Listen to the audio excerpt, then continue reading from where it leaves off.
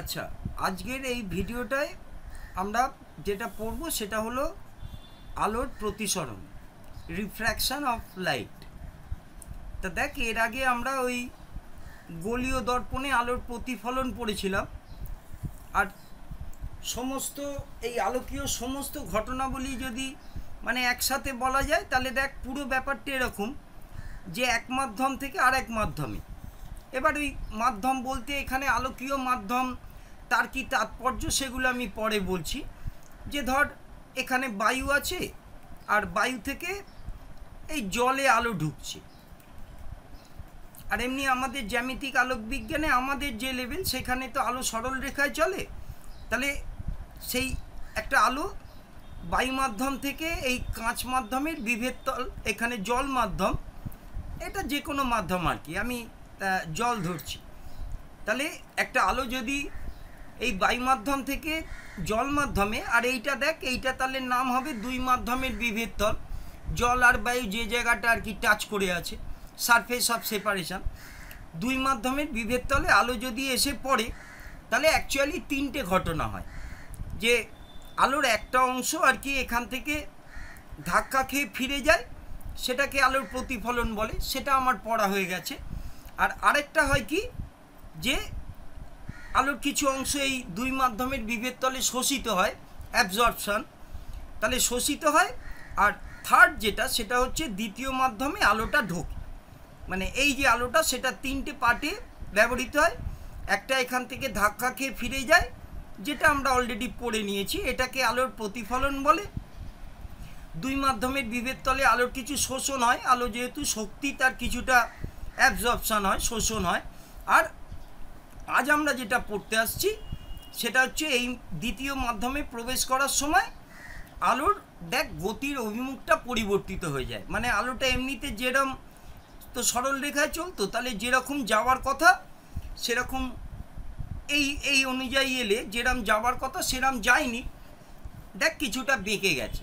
এবার এদিকে বেঁকবে না আলোটা এইদিকে বেঁকবে, তার সব নিয়ম কানুন আছে, সেইগুলো আমি তোকে শিখিয়ে দেবো। কিন্তু মোট কথা হচ্ছে আলোটা বেঁকে যায়। এবার আমরা যেহেতু জ্যামিতিক দৃষ্টিভঙ্গিতে পড়ছি, আমরা আলোর এই বেঁকে যাওয়াটাকেই বলবো। কিন্তু দেখ একেবারে মূল কথা, আলো যে তরঙ্গ, এই আলোর বেঁকে যাওয়ার মূল কারণটা এখানে, মানে আসল কারণটা হলো দুই মাধ্যমে আলোর বেগের পার্থক্য। মানে আমি এখানে যে দুটো মাধ্যম নিয়েছি, বায়ু আর জল, দুই মাধ্যমে আলোর বেগের পার্থক্য।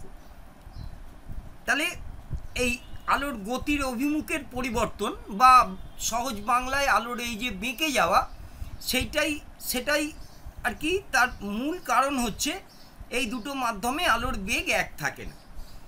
এবার এমনি সাধারণভাবে হয় কি, তুই ধর একটা ফাঁকা রাস্তায় যেভাবে হাঁটতে পারিস, তোর যেমন খুশি সোজা হাঁটতে পারিস, কিন্তু এই রাস্তাটার যদি একটু ভিড়ভাট্টা হয়ে যায়, হ্যাঁ, দুর্গাপুজোর রাস্তা টাইপের একটু ভিড়ভাট্টা যদি হয়, তাহলে অ্যাকচুয়ালি তোর বেগটা কমে যায়। মানে তুই আর ফাঁকা রাস্তায় যে বেগে হাঁটিস সেই বেগে হাঁটতে পারিস না, রাস্তায় প্রচুর লোকজন থাকে, ফলে তুই তখন আর আগের মতো এরকম সরল রেখায় হাঁটতে পারিস না।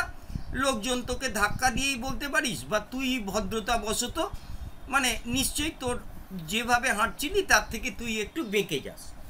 তো অ্যাকচুয়ালি ওই বেগের পার্থক্যের জন্য এটা হয়। তাহলে আমরা মানে পরে আমি সংজ্ঞা টঙ্গাগুলো সব গুছিয়ে বলে দিচ্ছি। কিন্তু দেখ এখানে বেসিক ব্যাপারটা হচ্ছে যে এক মাধ্যম থেকে আরেক মাধ্যমে আলো যখন তির্যকভাবে প্রবেশ করে, কারণ এখানে একটা স্পেশাল কেস আছে যে একটা যদি লম্বভাবে প্রবেশ করতো তাহলে বেগতো না, সোজাই চলে যেত, সেটা আমি তোকে পরে বলছি। তাই এক মাধ্যম থেকে অন্য মাধ্যমে আলো যদি তির্যকভাবে প্রবেশ করে, এই যে এই আলোটার কথা ভাব। আর আজকে আমরা প্রতিফলনটা পড়ছি না, এটা আমার পড়া হয়ে গেছে। শোষণ আমরা পরের ক্লাসে পড়ব। তাহলে এক মাধ্যম থেকে অন্য মাধ্যমে আলোকরশ্মি তির্যকভাবে প্রবেশ করলে দুই মাধ্যমের বিভেদ তল থেকে দুই মাধ্যমে আলোর বেগের পার্থক্যের জন্য আলোকরশ্মির গতির অভিমুখের পরিবর্তন হয়। মানে যেমন যেত সেরকম আর যায় না, সেটার গতির অভিমুখের পরিবর্তন হয়। আর কোত্থেকে হয়? দুই মাধ্যমের বিভেদ তল থেকে।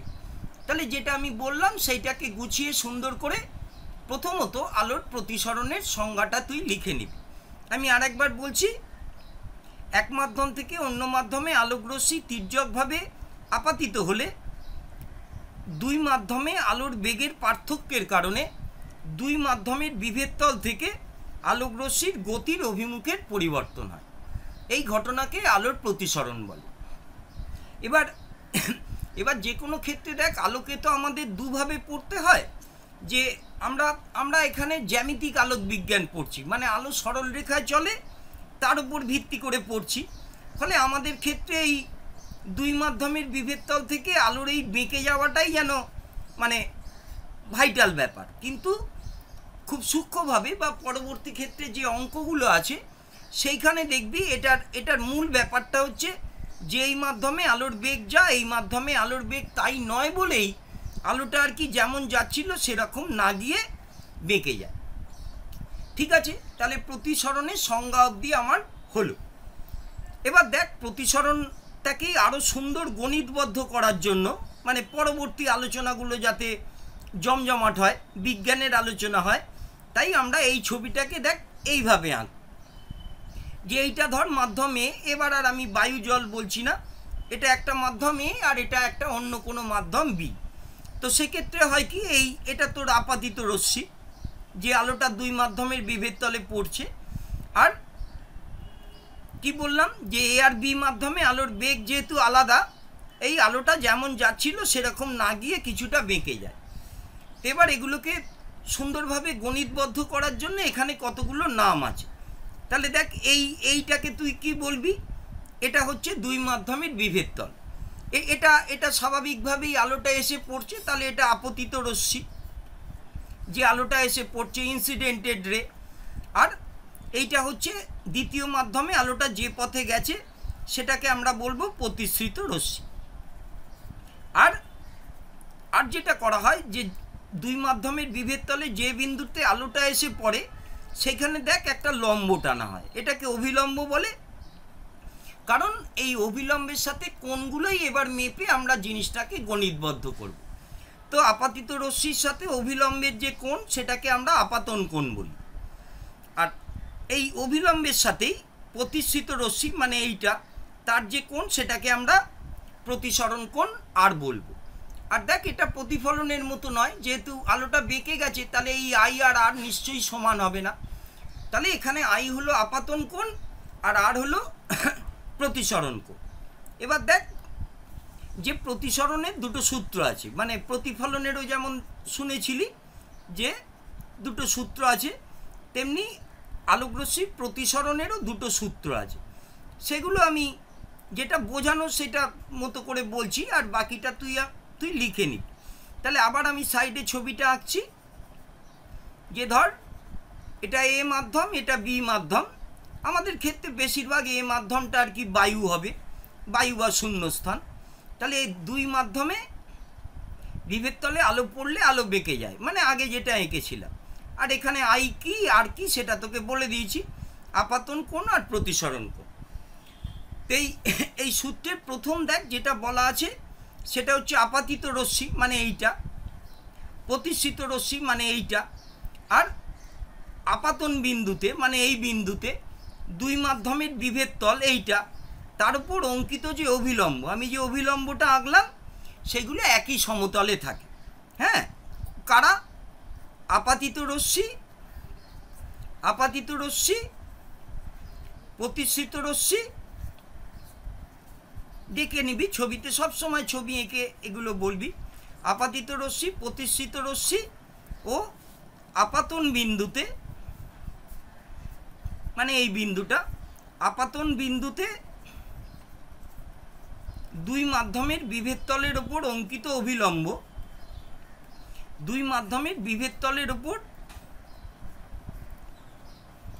অঙ্কিত অভিলম্ব মানে এইটা আর কি, ও অঙ্কিত অভিলম্ব এইটা, মানে একই সমতলে থাকে।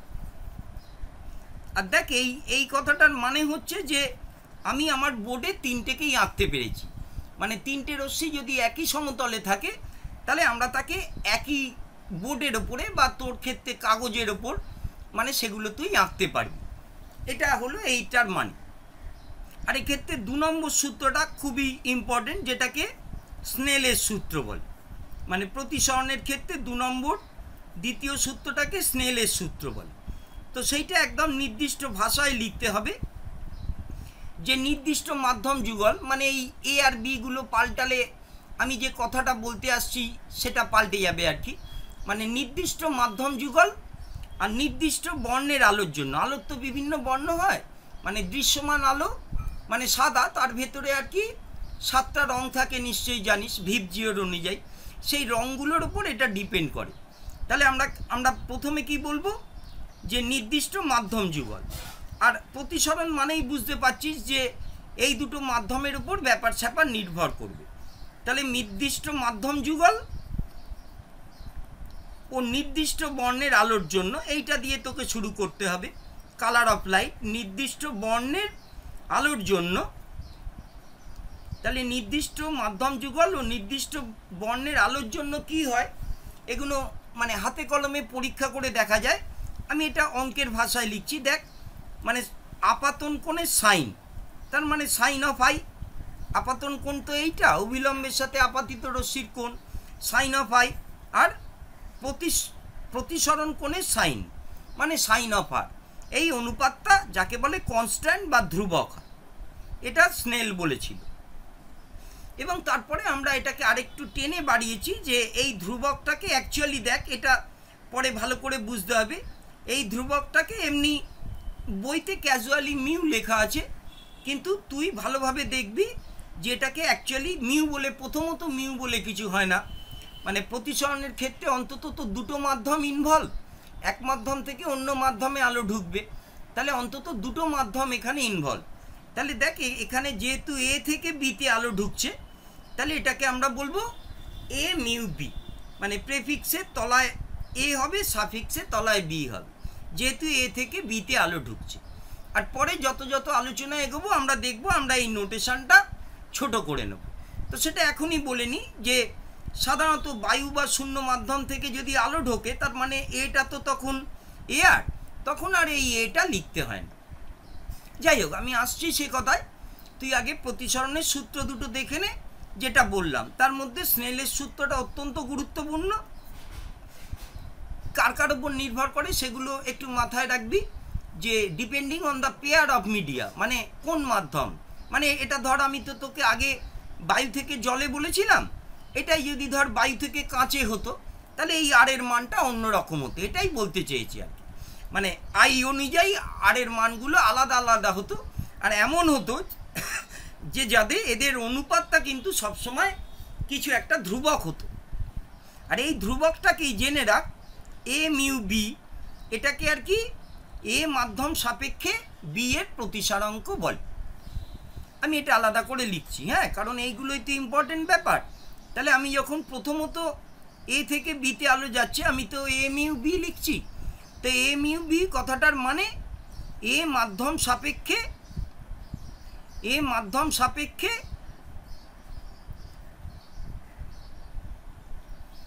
বি এর প্রতিসরাঙ্ক, এ মিউ বি বলতে প্রথমত এইটা বোঝায়। আর তারপরে এটার আরও কি কি গাণিতিক ইন্টারপ্রিটেশন আছে আমি সেইগুলো বলছি। আর এগুলো চট করে বলে নিই যে এইটাই যদি মানে এই এ মাধ্যমটা যদি বায়ু বা শূন্য মাধ্যম হয়, আমরা তখন সেটাকে সাধারণত এই জিরো লিখি আর কি। আর তারপরে এই জিরোটাকে আর লিখতে হয় না। মানে আমি যখন মানে কোনো একটা অঙ্কে শুধুমাত্র মিউ বি লিখি, তার মানে সেখানে সাইলেন্টই রয়েছে যে এটা বায়ু বা শূন্য মাধ্যম থেকে, বায়ু মানে এয়ার আর কি, এটা এ ফর এয়ার। তাহলে আস্তে আস্তে আমরা ছাড় নিয়ে ক্লাসের শেষে দেখবি আমরা আবার শুধু মিউই লিখছি। মানে এত বড় বড় যারা বিজ্ঞানী তারা তো আর বসে বসে এইসব নোটেশন লিখবে না, তারা জিনিসটাকে আরও ভালোভাবে বুঝে নেবে। তাহলে এক্স মাধ্যম থেকে যদি ওয়াই মাধ্যমে প্রবেশ করে আমরা লিখব এক্স মিউ ওয়াই। আর সেটাই ধর বায়ু থেকে যদি ওয়াই মাধ্যমে প্রবেশ করে, তখন আমরা আর বায়ু মাধ্যমের জন্য এটা না লিখে এটাকে অনলি মিউ ওয়াই লিখব। মানে কিছু এই প্রেফিক্সে কিছু না থাকা মানেই সাইলেন্ট ব্যাপার, মানে বাই ডিফল্ট যে ধরে নেওয়া হয় যে এটা মানে বায়ু বা শূন্য মাধ্যম থেকে আসছে। আর কেন বারবার বায়ু বা শূন্য মাধ্যম বলছি? কারণ বায়ু আর শূন্য মাধ্যমে আলোর বেগ সমান। ঠিক আছে, তাহলে এইটা মোটামুটি জ্যামিতিক দৃষ্টিভঙ্গিতে আলোর প্রতিসরণ। কিন্তু দেখ, ওই যে আগেই যেটা বললাম যে প্রতিসরণ আমরা যেহেতু জ্যামিতিক আলোক বিজ্ঞান পড়ছি, আমাদের ক্ষেত্রে আলোর বেঁকে যাওয়াটাই যেন ব্যাপার, কিন্তু খুব বৃহত্তর অর্থে মানে আলোর প্রতিসরণ বলতে অ্যাকচুয়ালি আলোর বেগের পার্থক্য যেটা হয় সেইটা বোঝায়। তা আবার আমি এ আর বি ধরছি, এ মাধ্যম থেকে বি মাধ্যমে ধর আলো ঢুকছে, আর আপাতত আমি আলোটাকে এই দিকেই বেঁকাচ্ছি। মানে কিছু না হলে তো আলোটা এইরকম আসছিল, এইভাবে সরল রেখার পথে যেত, তো সেক্ষেত্রে আলোটা ধর এই দিকে বেঁকে গেছে। আর আমি এই কোণটাকে আই আর এই কোণটাকে আর নিয়েছি। তাহলে দেখ, প্রথমত আমাদের যে কোশ্চেনগুলো করে সেটা বলে বিচ্যুতি কোণ। তাহলে এই যে আলোর প্রতিসরণ হলো, তাতে তুই এমনি গুণে দেখ বা ছবি অনুযায়ী দেখ যে বিচ্যুতি কোণটা কত হবে।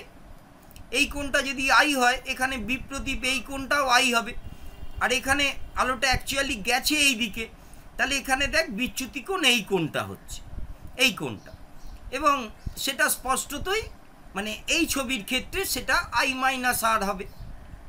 মানে বিচ্যুতি কোণটা এমনি সোজা কোশ্চেনে দেয়, সেগুলো নিশ্চয়ই করে নিতে পারবি। আর ধর সবসময় তো আলো অবিলম্বের দিকে বেঁকবে এরকম নয়।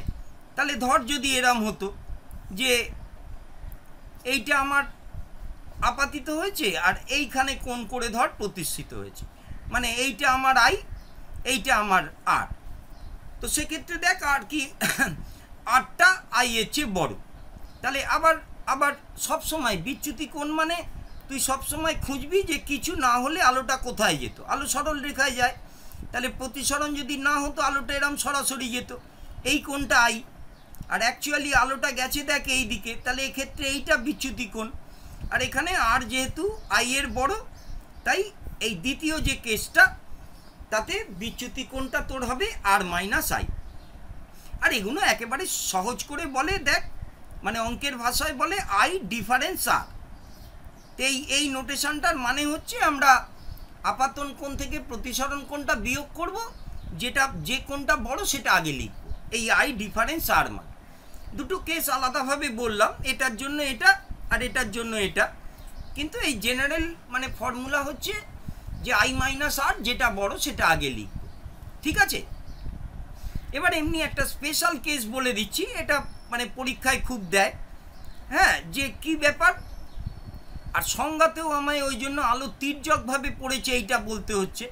কিন্তু দেখ, এই দুটো মাধ্যম এ আর বি, তো সেক্ষেত্রে আলো যদি লম্বভাবে পড়ে, তাহলে লম্ব মানে কিন্তু আপাতন কোণ 0, সেটা বুঝে নে। কারণ লম্বভাবে আলো পড়লে এই আলো পড়েছে, আর আমরা এই আপাতন বিন্দুতেই অভিলম্বটা টানি, তাহলে দেখ সেটা এইটা, তাহলে লম্বভাবে পড়লে আপাতন কোণ 0 হয়।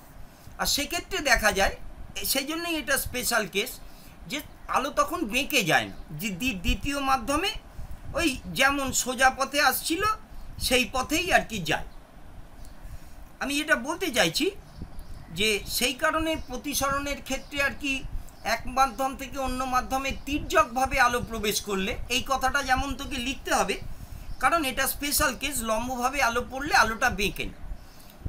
এবার কারুর মনে হতে পারে এক্ষেত্রে কি প্রতিসরণ হলো না আলোর? সেই জন্যই আমি প্রথম থেকে বলার চেষ্টা করছি, দেখ যে বৃহত্তর অর্থে প্রতিসরণ মানে এই আলোর বেঁকে যাওয়াটা নয়। বৃহত্তর অর্থে আলোর প্রতিসরণ মানে বেগের পার্থক্য, যে এ মাধ্যমে আলোর বেগ যা ছিল, এখানে আলোক রশ্মিটা না বাঁকলেও বি মাধ্যমে আলোর বেগ কিন্তু পাল্টে গেছে, মানে সেটাই আসলে প্রতিসরণ। তবে হ্যাঁ, যদি জ্যামিতিক দৃষ্টিতে দেখিস তাহলে বেগ পাল্টে গেলেও আলোটা ডেভিয়েট হয়নি, মানে একটা গতির অভিমুখ, মানে বেঁকে যায়নি। তাহলে এখানে আমরা প্রতিসরণ হয়নি এই কথাটা বলবো না, মানে এটা একটা স্পেশাল কেস। তোকে বলবে যে কোন ধরনের প্রতিসরণে আলোক রশ্মির বিচ্যুতি হয় না, তো তখন তুই বলবি এক মাধ্যম থেকে অন্য মাধ্যমে আলোক রশ্মি দুই মাধ্যমের বিভেদ তলে লম্বভাবে আপাতিত হলে তখন আলোক রশ্মির মানে বিচ্যুতি কোণ 0 হয়, কিন্তু প্রতিসরণ হয়। কারণ আলোর বেগ যেমন পাল্টানোর পাল্টায়, সুতরাং প্রতিসরণ হয়, বিচ্যুতি কোণ তখন 0 হয়। তাহলে in that special case when I is 0 বিচ্যুতি কোণ ডেল্টা 0 হবে। এটা অবজেক্টিভে আসে বলে বললাম। এইবার দেখ প্রতিসরণ সংক্রান্ত আরেকটুখানি সূক্ষ্ম আলোচনায় এগোতে গেলেই তোকে বারবার এই কথাগুলো আসবে যে লঘু মাধ্যম ঘন মাধ্যম, লঘু মাধ্যম ঘন মাধ্যম। এটা ভালো করে শোন, এটা মানুষের একটা মিসকনসেপশন আছে।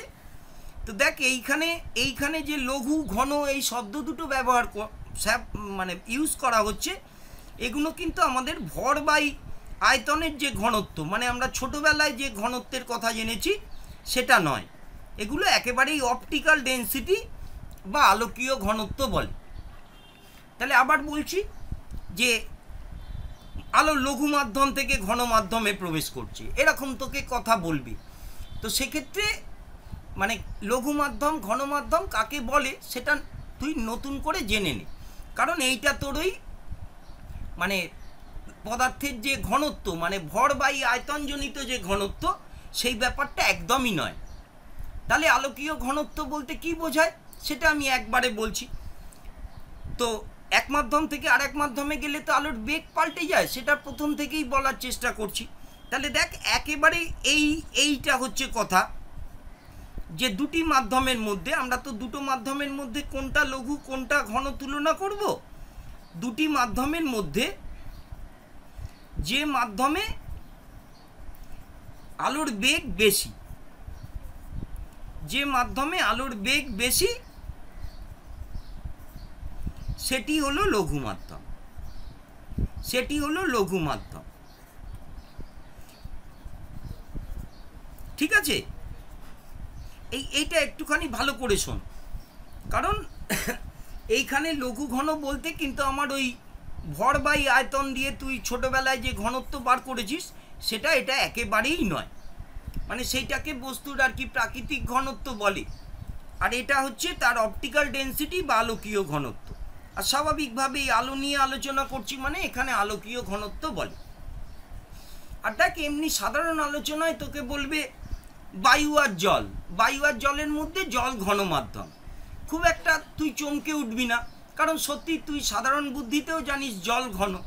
কিন্তু দেখ এখানে আলোর প্রতিসরণের জন্য জলকে ঘন এই কারণে বলছে যে মানে বায়ু মাধ্যমে আলোর বেগ, বায়ু মাধ্যমে আলোর বেগ সেটা জল মাধ্যমে আলোর বেগের চেয়ে বেশি, জলে আলোর বেগের চেয়ে বেশি। সেই কারণে বায়ু আর জলের মধ্যে আমরা বায়ুকে লঘু আর জলকে ঘন বলব। হ্যাঁ, মানে আমি এই কথাগুলো এই কারণে আরও বলছি যে এই আলোর ক্ষেত্রে তুই চমকে উঠবি না, কারণ সত্যিই তোকে এমনি সাধারণ জিজ্ঞেস করলে তুই বায়ু আর জলের মধ্যে জলকে তো ঘনই বলবি, বায়ু আর কাঁচের মধ্যে কাঁচকে ঘনই বলবি।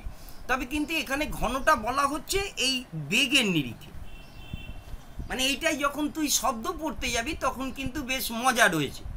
কারণ দেখ কঠিনে শব্দের বেগ বেশি গ্যাসের তুলনায়, তাহলে শব্দের ক্ষেত্রেও এই ধরনের আলোচনা যখন করতে যাবি তখন দেখ এই সেন্টেন্সটা শুনলে তোর একটু অবাক লাগবে, যে বলা হয় যে শব্দের মানে প্রতিসরণের ক্ষেত্রে লোহা হচ্ছে বায়ুর থেকে লঘু।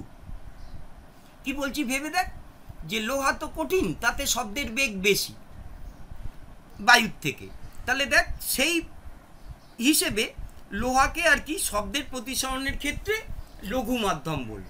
তাহলে ওইখানে তুই গিয়ে একটু মানে চমকে যাবি যদি তুই এইটা এখান থেকে না জেনে যাস। মানে এখানে ঘনত্ব বলতে আলোকীয় ঘনত্ব, এবং সেটা জাস্ট ডিপেন্ড করে এই বিষয়গুলোর উপর। আর মানগুলো একটু জেনে রাখ, মানে বায়ুর প্রতিসারাঙ্ক ধরা হয় 1, আর ধর কাঁচের প্রতিসারাঙ্ক সেটা হচ্ছে 1.5।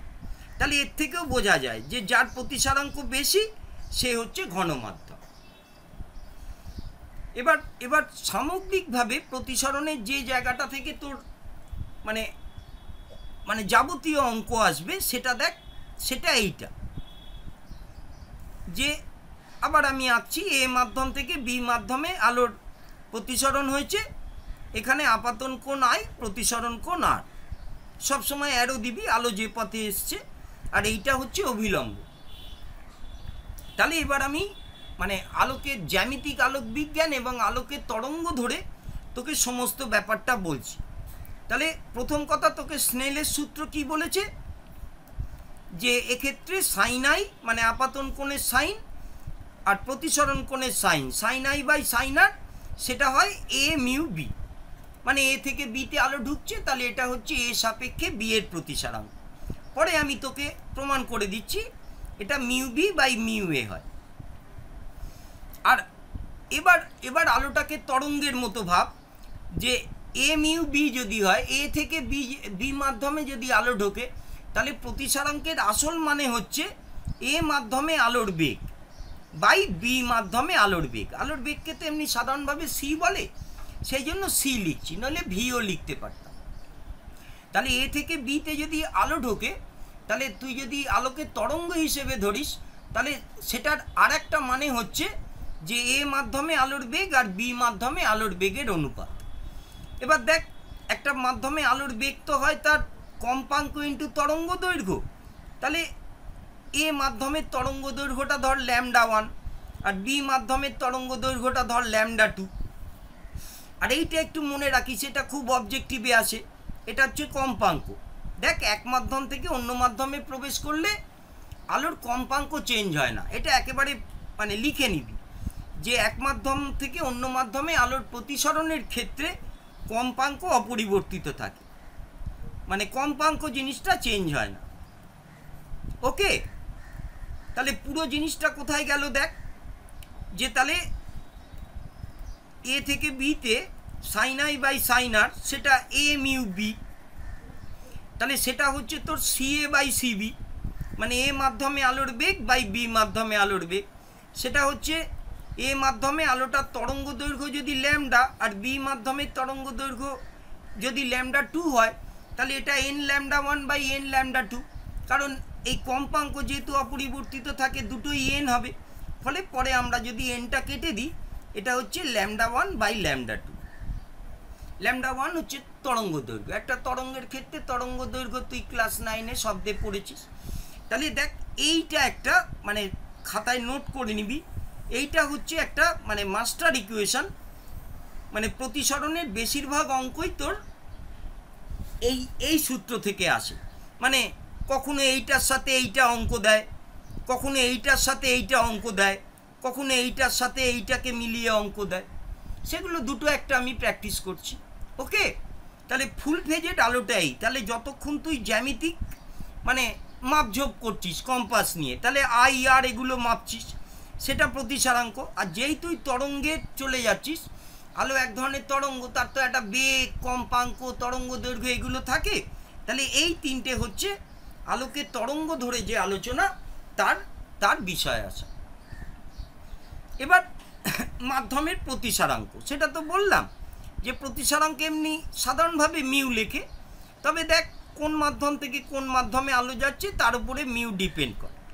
তো মিউ কোন কোন বিষয়ের উপর নির্ভর করে, মানে কোন কোন বিষয়ের উপরে কোনো একটা মাধ্যমের মিউ ডিপেন্ড করে, সেটা খানিকটা স্নেলের সূত্রে মানে দেখ বলা আছে যে কোন মাধ্যম থেকে কোন মাধ্যমে আলো আসছে। তাহলে তুই যদি ভালো করে লিখতে চাস, তাহলে লিখবি মাধ্যমের আলোকীয় ঘনত্ব, মানে এটা ঘনত্ব নয়, মাধ্যমের আলোকীয় ঘনত্ব, যে দুটো মাধ্যমের মধ্যে আলোর প্রতিসরণের কথা বলছি তাদের আলোকীয় ঘনত্বের উপর নির্ভর করে। কিছু মনে না থাকলে মাধ্যমের প্রকৃতি লিখবি, কিন্তু কখনোই ঘনত্ব, শুধু ঘনত্ব লিখবি না, সেটা আমি আলোচনা করেছি, কারণ শুধু ঘনত্ব বলতে অন্য জিনিস বোঝায়। তাহলে এক হচ্ছে মাধ্যমের আলোকীয় ঘনত্ব, আর আলোর বর্ণের উপর নির্ভর করে, মানে লালের মিউ যা বেগুনির মিউ তাই হয় না, তাহলে আলোর বর্ণের ওপর এটা নির্ভর করে। কালার অফ লাইট কোনো মাধ্যমের প্রতিসরাঙ্ক, মানে এমনি ধর আমরা যদি কাঁচের প্রতিসরাঙ্ক 1.5 বলি, সেটা কিন্তু হলুদ আলোর জন্য, লাল আলোর জন্য এটা চেঞ্জ হয়ে যায়, বেগুনির জন্য চেঞ্জ হয়ে যায়। এই দুটোই মূল পয়েন্ট। আর একটা রয়েছে উষ্ণতা, মানে মাধ্যমগুলোতে একটা টেম্পারেচার থাকে, তো সাধারণত উষ্ণতা বাড়লে আমি এইভাবে লিখছি, উষ্ণতা বাড়লে প্রতিসারাঙ্ক সামান্য কমে। তাহলে কোনো মাধ্যমের প্রতিসারাঙ্ক এই তিনটে বিষয়ের ওপর নির্ভর করে। একদম যেমন যেমন লিখেছি আলোকীয় ঘনত্বটা লিখবি, সবচেয়ে ভালো হবে। এবার আমি উদাহরণ হিসেবে একটা কোশ্চেন তোকে আলোচনা করে দিচ্ছি, এটা অন্য যে মাধ্যমে দিক তুই নিশ্চয়ই পারবি। ধর বলেছে কাঁচের প্রতিসরাঙ্ক 1.5 বলতে কি বোঝো?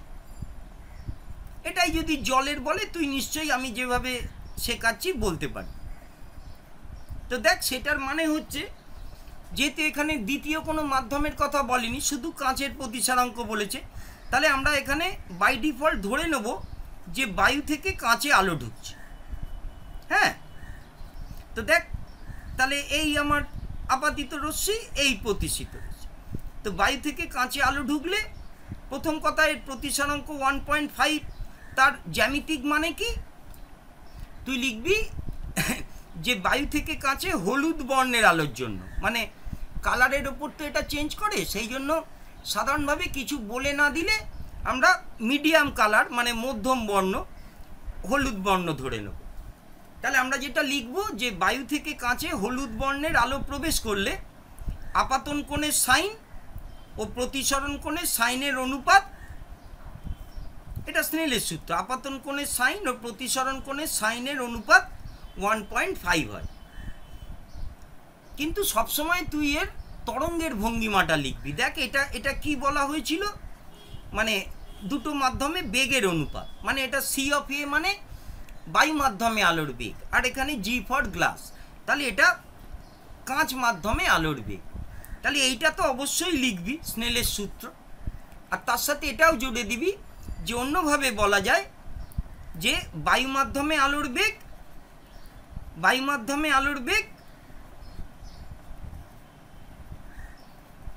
আর কাঁচ মাধ্যমে আলোর বেগের অনুপাত 1.5। আর এটা আরো সহজ করে বললে দেখ যে বায়ু মাধ্যমে আলোর বেগ কাঁচ মাধ্যমে আলোর বেগের 1.5 গুণ। মানে ওপরে বায়ু মাধ্যম আছে, আর এমনি বায়ু মাধ্যমে আলোর বেগ সবচেয়ে বেশি, মানে অন্য যে কোনো মাধ্যমের থেকে। তাহলে কোনো মাধ্যমের প্রতিসারাঙ্ক দেখ এইটা বলতে এইগুলো বোঝায়। আর সাধারণভাবে আমার হয় মিউ এর জায়গা থেকে এদিকে বা এদিকে অঙ্ক আছে। এবার এই যে ধর আমি প্রতি ক্ষেত্রে আলোকরশ্মিটা এইভাবে যে প্রতিষ্ঠিত হচ্ছে সেইগুলো কেন আঁকছি বা অন্য ক্ষেত্রে কি আঁকবো সেটা একটু জেনে রাখ। এমনি তোকে শুধু আঁকতে দেয়, কিন্তু তুই পুরো মানে ত্রিকোণমিতিটা হিসেব করে দেয়। যে ধর বলে এটা লঘু মাধ্যম, এটা ঘন মাধ্যম। লঘু ঘন কাকে বলে জানিস? যে মাধ্যমে বেগ বেশি। তো দেখ, লঘু মাধ্যম থেকে ঘন মাধ্যমে আলো প্রতিষ্ঠিত হলে মানে প্রমাণ করা যায় যে আলোক রশ্মিটা আর কি অভিলম্বের দিকে সরে আসে। মানে অন্যভাবে বললে বলা যায় যে এখানে দেখ আইটা আর এর চেয়ে বড় হয়। তো সেটার প্রকৃত ব্যাখ্যাটা আমি তোকে দেখিয়ে দিচ্ছি যে এমনি লঘু মাধ্যমকে ইংরেজিতে আর ঘন মাধ্যমকে ডি, মানে রেয়ারার আর ডেন্সার এইভাবে বলে। তাহলে দেখ, এই প্রতিসরণের ক্ষেত্রে স্নেলের সূত্রটা কি হবে? সাইন আই বাই সাইন আর। সেটা দেখ শুধু মিউ তো হয় না, তাহলে এটা হবে আর মিউ ডি। মানে যেহেতু লঘু থেকে ঘন আলো যাচ্ছে তাহলে এটা আর মিউ ডি। আর আর মিউ ডিটা দেখ বেগের নিরিখে সেটা কি? লঘু মাধ্যমে আলোর বেগ বাই ঘন মাধ্যমে আলোর বেগ। এবার তোকে কি শেখানো হয়েছে বল? লঘু মাধ্যমে আলোর বেগ তো ঘন মাধ্যমে আলোর বেগের থেকে বেশি, সেই জন্যই তো সেটা লঘু। তাহলে দেখ এই অনুপাতটা কত হবে? এটা 1-এর বেশি হবে। তাহলে আমি আবার এইটা লিখছি, তাহলে সাইন আই বাই সাইন আর, মধ্যিখানের এটা আর লিখতে হবে না। সাইন আই বাই সাইন আর ভালো করে মানে বুঝে এই যেটা লিখেছি, লঘু মাধ্যমে আলোর বেগ যেহেতু ঘন মাধ্যমে আলোর বেগের থেকে বেশি, তাহলে sine I greater than sine আর। তাহলে দেখ sine I greater than sine R মানে আই গ্রেটার দেন আর হচ্ছে, যেটা আমি তোকে আগেই বলে রেখেছি। তাহলে লঘু মাধ্যম থেকে ঘন মাধ্যমে আলো এলে যেহেতু আর এর মান কম হয়, তার মানে দেখ যে আলোক রশ্মিটা কিছু না হলে তো এই পথে যেত, সেটা দেখ অবিলম্বের দিকে সরে যায়, সেই কারণেই আর এর মানটা কম হয়। তাহলে এটা একটা জোড়া কোশ্চেনের একটা, যে লঘু মাধ্যম থেকে ঘন মাধ্যমে আলো গেলে প্রতিসৃত রশ্মি এমন দেখ অবিলম্বের দিকে সরে গেছে। আর এটা দেখ আমি আর বলছি না, তুই নিশ্চয়ই পারবি, যে আমি সাধারণত ঘন মাধ্যমটা তলায় আঁকি। তো ঘন থেকে লঘুতে আলো গেলে কি হবে দেখ, যে ঘন থেকে লঘুতে ধর এই আইকনে আপাতিত হয়েছে, এবার আমি ধর জানি না কি হবে, আমি এটা অঙ্ক করে আগে দেখি তারপর করছি। তাহলে দেখ এক্ষেত্রেও সাইন আই বাই সাইন আর, তো সেটাতে এমনি ডি মিউ আর হবে, ডি মিউ আর ঘন থেকে লঘুতে যাচ্ছে, তাহলে দেখ এটা সিডি বাই সি আর। মানে আগেরটা থেকে এটা একটু বুঝে নিস, আমি আর পুরোটা লিখছি না। সিডি মানে ঘন মাধ্যমে আলোর বেগ, আর সি আর মানে লঘু মাধ্যমে আলোর বেগ। তাহলে দেখ ঘন মাধ্যমে আলোর বেগ তো কম, তাহলে এখানে তোর সাইন আই বাই সাইন আর সেটা আগেরটার উল্টো, লেস দ্যান 1 হবে। তাহলে sine i less than sine আর, তাহলে দেখ এর থেকে বলা যায় আইটা আর এর থেকে ছোট। অন্যভাবে ভাব, তাহলে আরটা হচ্ছে বড়, তাহলে আর যদি বড় হয় তাহলে কিছু না হলে তো আলো এরম যেত। তাহলে এই যে অঙ্ক করলাম তাতে আলো যাবে কি করে, দেখ আরটা আই এর চেয়ে বড় হবে, তাহলে অ্যাকচুয়ালি আলোটা যাবে এই দিকে। ফলে এই দুটো হচ্ছে জোড়া কোশ্চেন, যে তোকে এমনি হয়তো শুধু আঁকতেই দেবে, তুই সুন্দর করে আঁকবি, আমি ঘন মাধ্যমটা সবসময় তলায় আঁকি, মানে ঘন থেকে গেলে আমি এই দিক থেকে আলোকটা আঁকি। তাহলে লঘু মাধ্যম থেকে ঘন মাধ্যমে আলো এলে প্রতিসৃত রশ্মি অবিলম্বের দিকে সরে আসে, আর উল্টোটা ঘন থেকে লঘু মাধ্যমে আলো গেলে প্রতিসৃত রশ্মি দেখ অবিলম্বের থেকে দূরে সরে যায়। এইগুলো এবার প্রতিসরণের দু একটা অঙ্ক করি, তার আগে বিচ্যুতি কোণ তোকে বলে রেখেছি সবচেয়ে সোজা, আই মাইনাস আর বা আর মাইনাস আই। এবার দেখ এই অঙ্কগুলো এখানে এখানে ইম্পর্টেন্ট, আর তার জন্য তোকে জানতে হবে যে বায়ু বা শূন্য মাধ্যমে আলোর বেগ হচ্ছে 3 × 10⁸ মিটার পার সেকেন্ড, এটা জানতে হবে। এবার ধর তো আমি একটা সোজা অঙ্কই করছি, কাঁচের মিউ, আমি প্রতিসারাঙ্ক আর লিখছি না, কাঁচের মিউ 1.5 হলে কাঁচে আলোর বেগ কত, কাঁচে আলোর বেগ কত। খুবই সোজা অঙ্ক, কিরম হবে, তো দেখ দ্বিতীয় কোনো মাধ্যম তখন দেয়নি, তার মানে এটা তো বায়ু থেকে কাঁচে যাচ্ছে। হ্যাঁ, তাহলে এখানে আমার আই আর নিয়ে কোনো দরকার নেই, এখানে বেগের ওপর অঙ্কটা করতে হবে। তাহলে কাঁচ থেকে বায়ুতে আলো যাচ্ছে মানে এটা নিয়ম, বায়ু থেকে কাঁচে আলো যাচ্ছে মানে এটা নিয়ম মতো এ মিউ জি, মানে a to g, I mean air থেকে গ্লাসে আলো ঢুকছে। তাহলে সেইটা কি হবে দেখ, সেটা হচ্ছে বায়ু মাধ্যমে আলোর বেগ, সেটা আমরা জানি 3 × 10⁸ মিটার পার সেকেন্ড। আর কাঁচে আলোর বেগ কত সেটাই বলতে দিয়েছি, আমি জানি না, তাহলে এটাকে আমরা ভি ধরলাম। এবার দেখ এ মিউ জি, মানে এটাকে এ থাকলে আর এ বলতে হয় না, মিউজি, মিউজি মানেই মানে এই কাঁচের প্রতিসারাঙ্ক মানে মিউজি, তাহলে এইটা হচ্ছে 1.5 করে নিবি বাই ভি। তাহলে দেখ ভি কত হবে, 3 × 10⁸ বাই 1.5। এবার 1.5 এর একেবারে দ্বিগুণ হচ্ছে 3, তাহলে এটা 2 × 10⁸ মিটার পার সেকেন্ড, কাঁচে আলোর বেগ এইটা। 2 নম্বর দেখ, বলবে যে বায়ু থেকে কোনো একটা মাধ্যমে আলো আপাতিত হয়েছে, আপাতন কোণ 45 ডিগ্রি, প্রতিসরণ কোণ 30 ডিগ্রি। বায়ু থেকে, হ্যাঁ বায়ু থেকে কোনো একটা মাধ্যমে আলোর প্রতিসরণে আপাতন কোণ 45, প্রতিসরণ কোণ 30, মাধ্যমের প্রতিসারাঙ্ক কত। তো মাধ্যমের প্রতিসারাঙ্কতে এমনিতে মিউ, মানে যেহেতু বায়ু থেকে আসছে আমি মিউ এক্স, আর এক্সটাও লিখতে হবে না, মাধ্যমটার প্রতিসারাঙ্ক মানে শেষে আমরা মিউই লিখব। তাহলে সেটা দেখ সাইন আই বাই সাইন আর, তাহলে এটা তোর হবে একদম সাইন 45 বাই সাইন 30। এবার ত্রিকোণমিতি তুই করেছিস, ফলে আমার থেকে তুই ভালো পারবি। সাইন 45 1/√2, সাইন 30 হাফ, তো এটা 4 তলা না করে 2 তলা করলাম। তাহলে এটা দেখ 2/√2 করলে অ্যান্সার √2 হবে। তাহলে যে মাধ্যমটা বলেছে তার প্রতিসারাঙ্ক √2, মানে এগুলো সব সোজা সোজা অঙ্ক। এবার দুটো তোকে এমনি স্ট্যান্ডার্ড অঙ্ক দেখাচ্ছি, খুব আসে আর কি। হ্যাঁ, পুরো অঙ্কটা আমি লিখছি না, এঁকে এঁকে বুঝিয়ে দিচ্ছি। যে বায়ুমাধ্যম থেকে একটা আলোকরশ্মি আইকোনে দুই মাধ্যমের বিভেদ তলে আপাতিত হয়েছে, এই যে এই ছবিটা বলেছে। আর তারপর বলবে তীর দিবি সবসময় আইকোনে আপাতিত হয়েছে। আর তারপর তোকে বলবে দেখ যে প্রতিফলিত রশ্মি মানে এইটা আর প্রতিসৃত রশ্মি। এবার বায়ু থেকে কোনো মাধ্যম, বায়ুর তুলনায় যে কোনো মাধ্যমই তো ঘন, তাহলে সেটা অবিলম্বের দিকেই সরে আসবে, এটা আর ধরি। আর অঙ্কটায় বলবে যে প্রতিফলিত রশ্মি মানে এইটা আর প্রতিসৃত রশ্মি মানে এইটা, এদের মধ্যের কোণ 90 ডিগ্রি। খুবই ইম্পর্টেন্ট অঙ্ক। হ্যাঁ, তাহলে জিজ্ঞেস করবে যে এই মাধ্যমটার মিউ কত। ওকে, তাহলে অঙ্কটা হচ্ছে বায়ুমাধ্যম থেকে কোনো মাধ্যমে আলোকরশ্মি আইকোনে আপাতিত হয়েছে, এক্ষেত্রে প্রতিফলিত রশ্মি এবং প্রতিসৃত রশ্মির মধ্যের কোণ 90 ডিগ্রি হলে দ্বিতীয় মাধ্যমের প্রতিসারাঙ্ক কত। তাহলে দেখ তুই কিভাবে করবি। আগে তো যা স্নেলের সূত্র আছে, তাহলে সাইন আই বাই সাইন আর এই ছবিতে, সেটাই আমার মিউ, সেটাই বার করতে হবে। এবার দেখ এটা জ্যামিতির ব্যাপার, যে এই প্রতিফলন তো আমি জানি, এই কোণটা যদি আই হয়, প্রতিফলন কোণ, আপাতন কোণ আর প্রতিফলন কোণ সমান, তাহলে এটাও আমার আই হবে।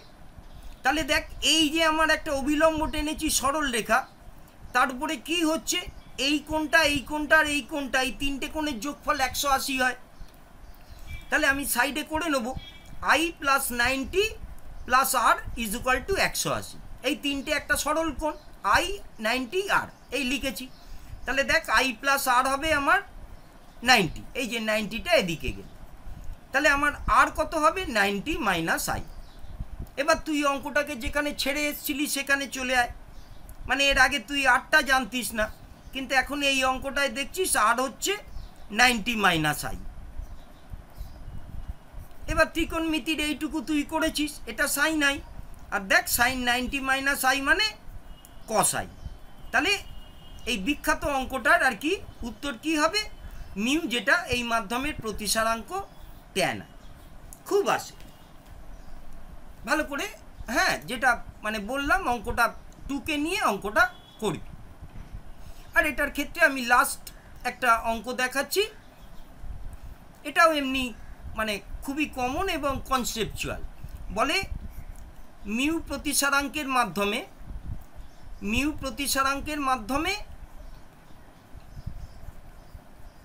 এক্স দূরত্ব যেতে আলোর কত সময় লাগবে।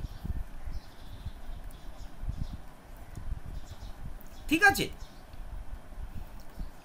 এবার দেখ আলো তো একটা মাধ্যমের মধ্যে দিয়ে ত্বরণ সহ চলে না, অত্যন্ত দ্রুত গতিতে সমবেগে চলে।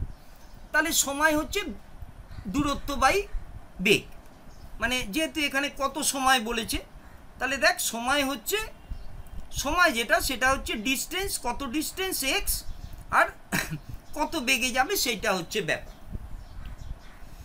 এবার শূন্য মাধ্যমে আলোর বেগ, আর এটা যেহেতু অ্যালজাব্রিক অঙ্ক, এখানে আমরা আর 3 × 10⁸ মিটার পার সেকেন্ড ধরছি না, কারণ আর তো মিউয়ের তো ভ্যালু দেয়নি, তাহলে এইটাকে আমি সি হিসেবে ধরছি। তাহলে এখানে আমার প্রবলেমটা হচ্ছে এই যে মাধ্যমটার কথা বলেছে সেখানে আলোর বেগ কত।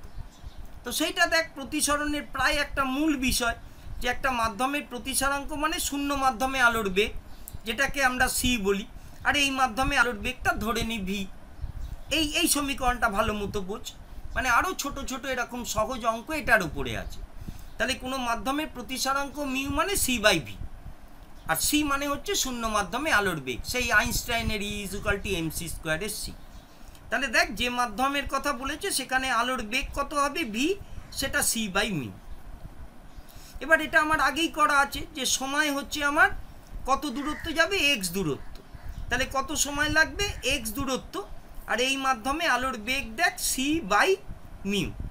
এটাকে দোতলা কর, এটা 3 তলা হয়ে গেছে, তাহলে এক্স ভাগ সি বাই মিউ করলে মিউটা ওপরে উঠে যাবে, মিউ এক্স বাই সি, এটা অ্যান্সার। ওকে, তাহলে এটাও একটা অত্যন্ত ইম্পর্টেন্ট অঙ্ক, যে অঙ্কটার answer mu x by c. তাহলে এইটা দেখ মোটামুটি প্রতিসরণ জনিত আমাদের 10-এ যেটুকু আছে তার আলোচনা। আর এরপরে এই আলোকীয় ঘনত্ব ব্যাপারটা শুধু একটু নতুন করে জেনে রাখবি, আর বাড়ি থেকে আরও মানে বইয়ের দেয়া অঙ্কগুলো প্র্যাকটিস করবি, এটা সম্পূর্ণই আর কি পারা যাবে। আর এরপরে দেখ, এটা তো প্রতিসরণের গ্রামারের মতো হলো। এরপরে আমাকে মানে প্রিজম একটা অপটিক্যাল ইনস্ট্রুমেন্ট, মানে আলোকীয় যন্ত্র, প্রিজম আর লেন্সে আলোর প্রতিসরণ, এই দুটো প্রসঙ্গ আলাদা করে করতে হবে। তাহলে পরের অংশে আমি প্রিজমে আলোর প্রতিসরণ আর লেন্সে আলোর প্রতিসরণ এইগুলো ডিসকাস করে দেবো। আজকে প্রতিসরণের গ্রামারের অংশটা পড়া হলো, যেটা প্রতিসরণের ক্ষেত্রে বলে ব্যাকরণের মতো। ওকে, মন দিয়ে পড়।